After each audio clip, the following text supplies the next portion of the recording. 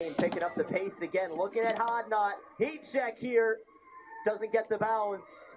It was Paris wrestling for it. Hitting the hardwood is Garrard. Game's getting a little more physical now, Christian. We'll see some more fouls start to be called. This has been entertaining. See what Sweeney can do. Cross court. That's a great pass. Hall's found it again. Timeout. Mercyhurst, and perhaps Coach Mills-Reed didn't feel like that possession was going anywhere, so she wants to get something here. And another thing too, Heather, you're down 16 all of a sudden, so you kind of need some points, even though it seems in this game Mercyhurst have been exchanging blows. Mount St. Mary's have just had an extra point or two to keep it extended at this point. They just hit that knockdown shot, you know. Hodnott had one, and it's just they have answers to Mercyhurst's offense, you know. And I think the thing about Mercyhurst that's unique is that they seem to be finding holes in the zone that you and I are used to see, right? So we're kind of in our mind saying, "Wow, that's really good, that's really good," but in reality, the Mount's answering pretty much every time the Mount scores when they score. And there's been some turnovers, and you know, Mercyhurst has to find a way to stop the Mount offensively if they want to win this game. 54-38, very short timeout for Mercyhurst. As Hernandez in the mix, 10 seconds to shoot, so they got to work something quickly here. Hall calling for it. Kick to the corner, Wilson, another miss. And let's see, it's out, and Mercyhurst retain. So it means 20 on the shot clock. Hall is everywhere. She just threw the skip pass over there and was part of this rebound. She's a hustler. She's a fun player to watch. I will follow her in the NEC. I'll be excited to see what she does because, you know, she's just having a great game today. Foul, which stops play. It's on Naomi Garrard, who's got two. She hasn't been taken off the floor once, Erica Hall. She's been on for every second of this game. I wouldn't take her out either. She's been playing great. But the other thing is she seems to not even be missing a beat. No. I don't see her, you know, looking fatigued. That's why I said I'd be surprised to look up and see if she actually ran cross country or something. Well, in came Garrard, and you better believe there's two the other way. Yeah, it seems she's almost as quick now as she was when this game started. Yeah, she hasn't missed a beat. She's fun to watch. Chupka tries going around the hedge.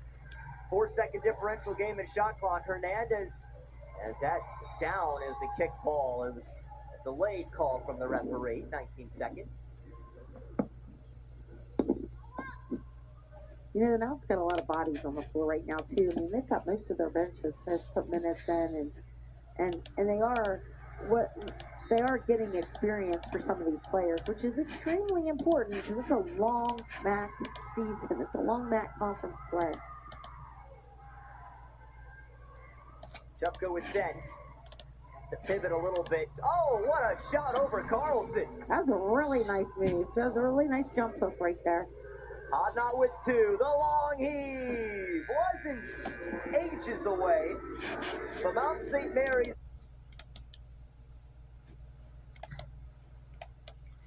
Alright, so we're starting to get some blowouts here. Now we have UAB up big on Alcorn State, 60-26 with 5:36 in the second quarter. So I guess we'll keep this on here till I have that Northwest Minis and Texas A&M Patricia Steve on the map. Then we'll have it.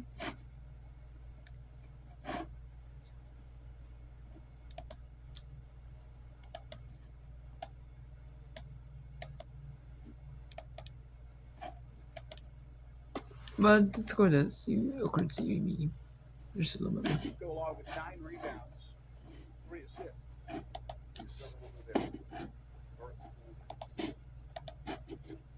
Luxury and almost everywhere. Ball, screen, rebound, ball in traffic. Tonight, not the scoring numbers we were accustomed to put up, but that was a few fouls early.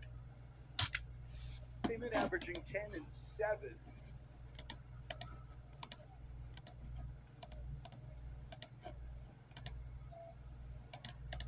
Got the rebounds tonight. 5:21 remaining. was about to say, Mo, some of the girls who don't get a lot of minutes, great time, and you know what? It's not 30 seconds left to go in the game. This is a solid 5 minutes. Right. Riley Talbert got well earlier. You don't have to look at over your shoulder like you got a buzzer. Actual Howard, he could be 5 minutes for her in terms of her development. You're getting a chance to kind of go out and get a little bit of conditioning as well. If you get in the game, get into a ball game late, where it's only 30 seconds left or a minute or so, you don't even have a chance to really get tired. This right here gives you a chance to actually get real game experience, and also you want to get your VO2 backs up a little bit in a game environment as well, as opposed to just getting on the bike after the game or after tomorrow's practice. You know what the coaches are looking for is still executing. Carter trying to be logo Joe. Rozier, yes, she'll get 2. Jordan Rozier, 4 years at South Alabama, played only 9 games last year, and then she had season-ending ACL.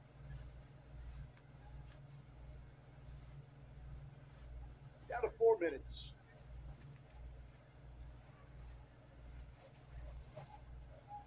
Alon Moore try to get a long 2.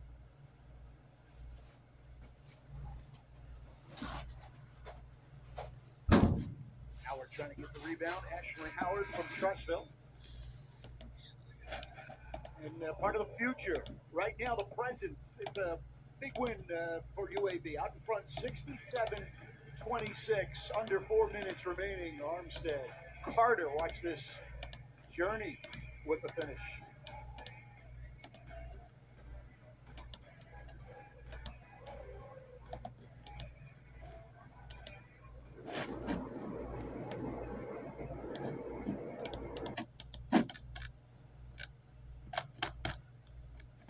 Alright. So that'll be that.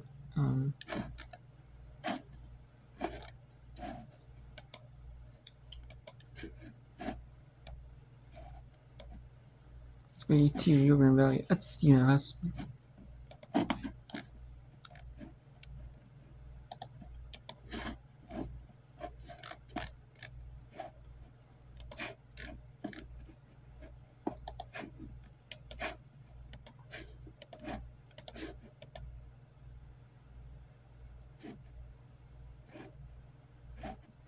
The swing of things and start.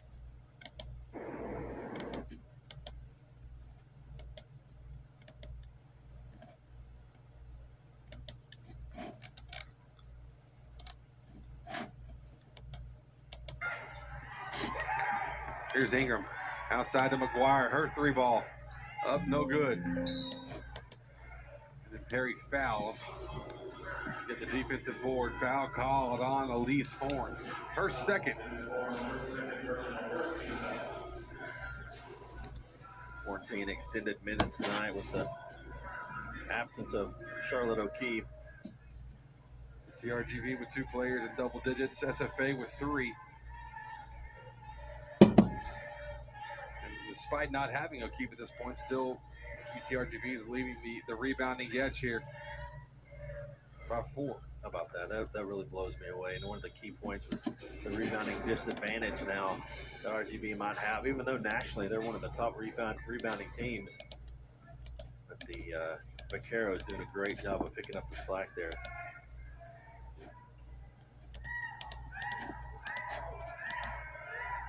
High post.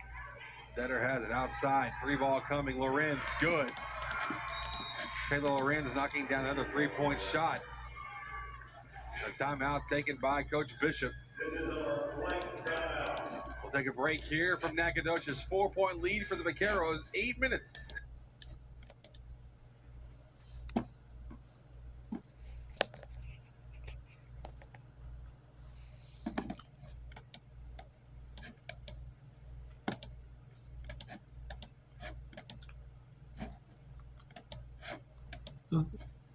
Let's take a look at some scores here.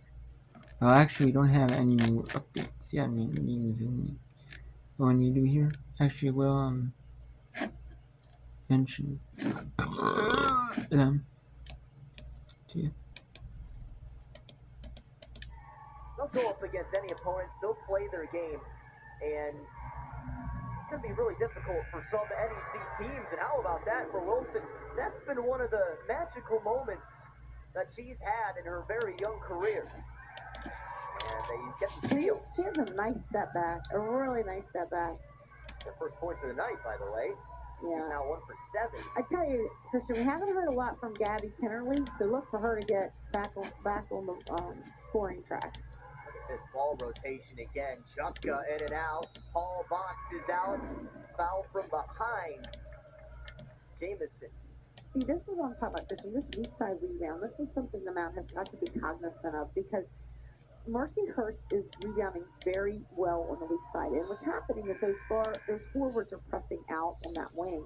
But they've got to come back in and get position for the weak side rebound. Find that guard or find that low post player that snuck over like Hall did.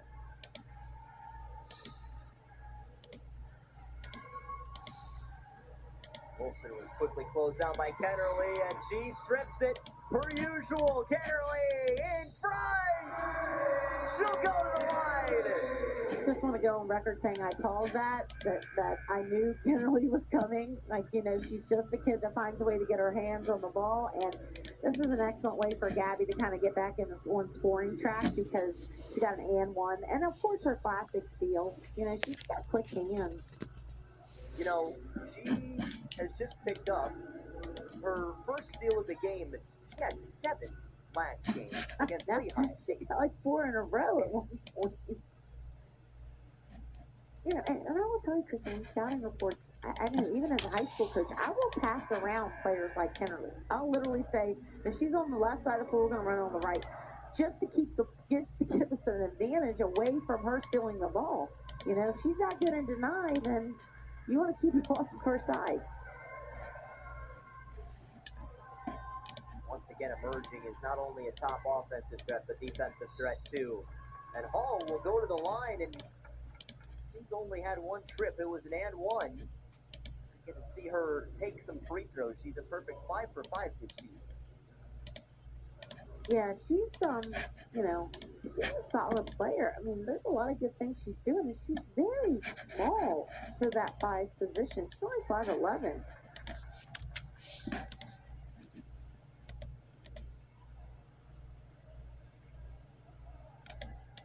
Growing and growing. 40% you see there for the season, and she stays perfect from the line this year. Foul right as Garrard had slipped through. Now the fouls beginning to accumulate, just as many as there have been in this entire game. It's, as you said, Heather, very clean to this point. Yeah, it's been a really clean game. And it's not that it hasn't been physical. It's just both teams are playing very clean, which is, you know, good basketball. Timeout for Coach White with 7:06 to go. Right. So we'll go back to Timothy. And we'll go back to the UTRG, the University of Texas at Rio Grande Valley, and Stephen F. Austin.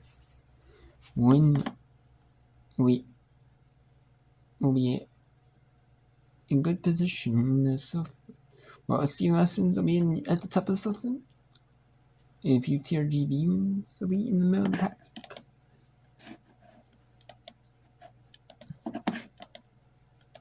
It's early on, but Get a stop and some offense now. 4-point lead for the Vaqueros. Nice switch there from the Lady Jacks. Here's McGuire. The floater's up, no good. Detter, her shot's blocked by Gardner. Roseby left corner now to Dominguez. Had some space, hesitated though to Gardner. She won't hesitate. She'll pull and knock down the 3. Shaw Gardner, her first 3 of the night. Shaw Gardner, she's 6'3", down low banging, and she's going to step out for a 3. How about that on this Monday night? 6 points for her in this one. Now a 1-point ball game. McGuire, free throw line. No good, and a foul called. It's a contact on the hand. Kaylin Kemp called for it. That is an absolutely, I don't even know what to say, late. I want to say ridiculous, but I probably shouldn't. But yeah, that was a tough call. One of those that let's see on the, then we say the left hand of Kemp came in to touch the shooting hand of McGuire. And one of those, if she makes it, they may let it slide, but it's a miss, so they're giving a shot to the free throw line.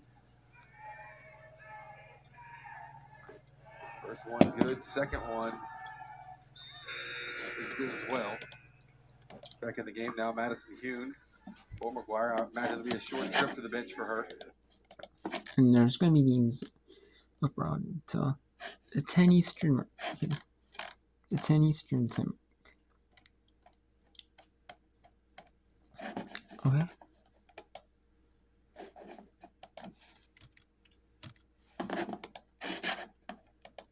So, you know, it's going to be interesting, you know, to see these. But when there is 2 games only going on at one time, and the whip run,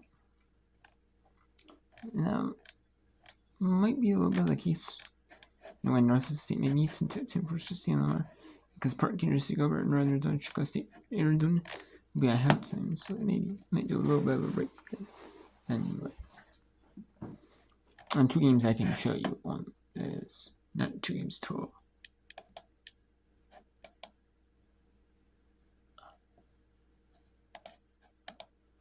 Pass though, she'll dish it down low. Detter will go up and she'll finish though, just over her left shoulder with the right hand.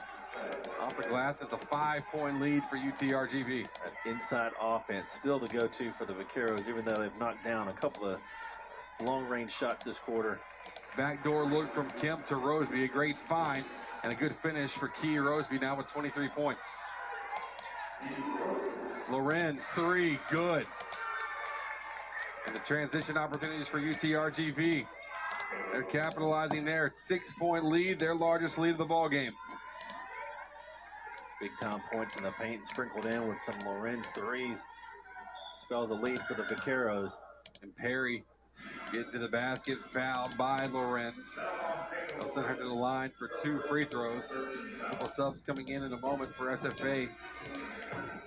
After this break here, 78-72. UCRGV, largest lead of the ball game. Can they close it out here on the road? Back in a moment to find out.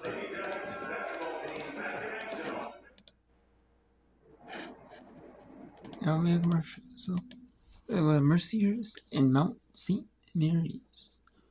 65-45. Mercyhurst with the lead. Mount St. Mary's with the lead. Actually, let's go to Florida International at Florida Atlantic. 57-55. Florida International with the lead in this one. In the International or the Atlantic. And we have some blowouts. We just recently defeated Oakland State 70-32. Effort upon non-division at Concord.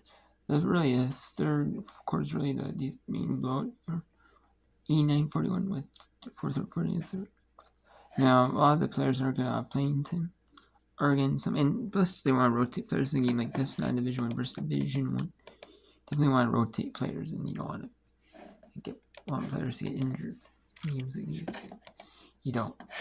In Norfolk State, 50-53 over Campbell. Oklahoma State, 44-23 in Tulsa.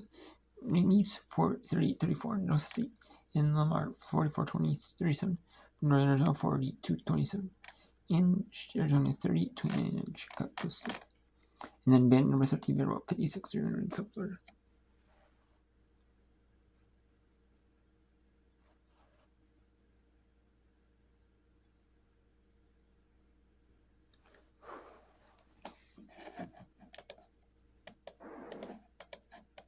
Excellent read there by Jackson, just a tad late.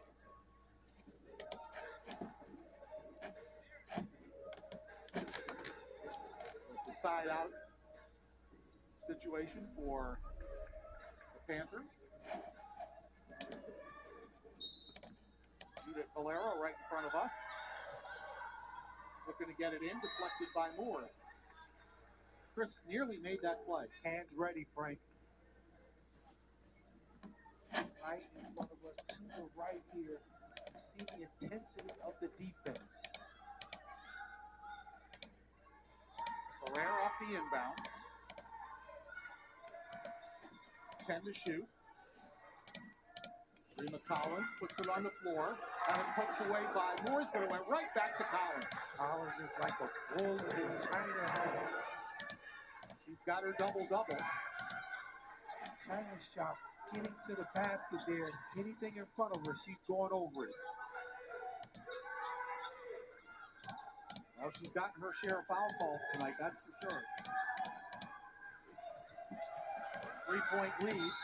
And a foul again on Lightbourne. Take a look at this right here. Collins going strong to the cup. Simmons in solid defensive position. That could have easily been a charge. But she goes right through the contact, loses the basketball, lays it in. Inbounds for Florida Atlantic on the end line.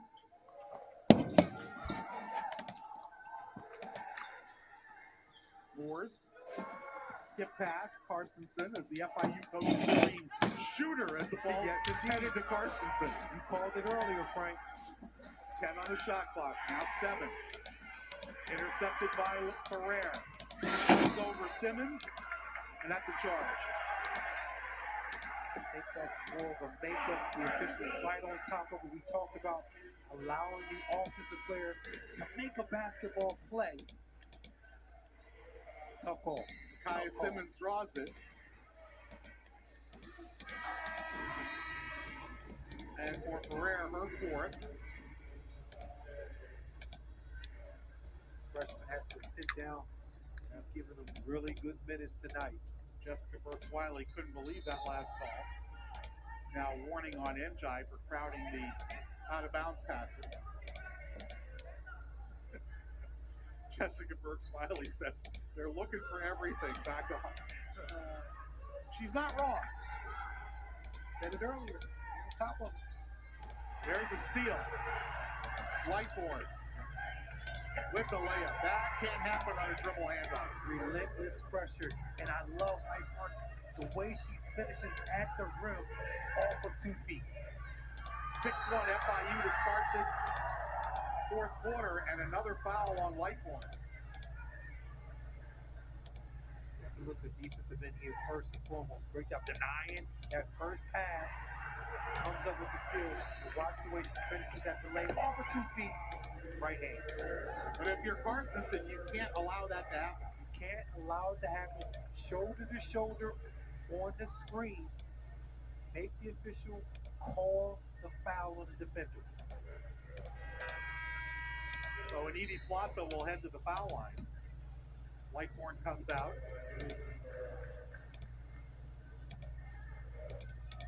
Arizmendi and the Wirtz back in for Florida Atlantic. 5-point lead for the Panthers. They've outscored the Owls 6-1 to start this fourth quarter.